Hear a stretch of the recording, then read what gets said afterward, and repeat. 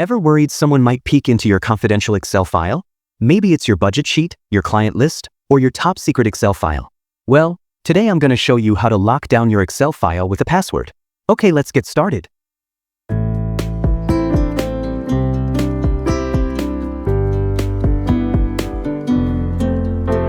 Alright, first things first, open the Excel file you want to protect. I've got one here named Monthly Budget Sheet. It's got salary info, rent, groceries, the usual private stuff. Now, click on the File tab at the top left corner. This takes you to the Backstage view. From here, click on Info on the left sidebar. You'll see options about protecting your workbook. Under the Protect Workbook drop-down, select Encrypt with Password. This is the magic button that locks your file. A small window will pop up asking for your password.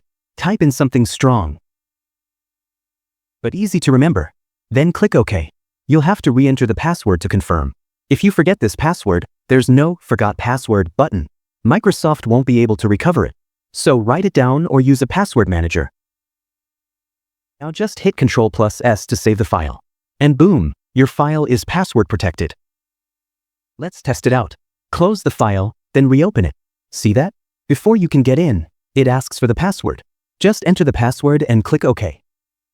Want to remove the password later? Easy. Go back to File. Click on Info. Then, under Protect Workbook drop-down, choose Encrypt with Password. And just delete the password field and click OK. Done.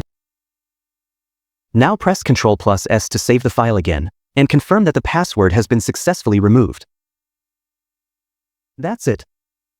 If this video helped you out, hit that like button, share it with a friend, and don't forget to subscribe to Easy Click Learning for more easy, smart Excel tips. Thanks for watching. See you in the next video.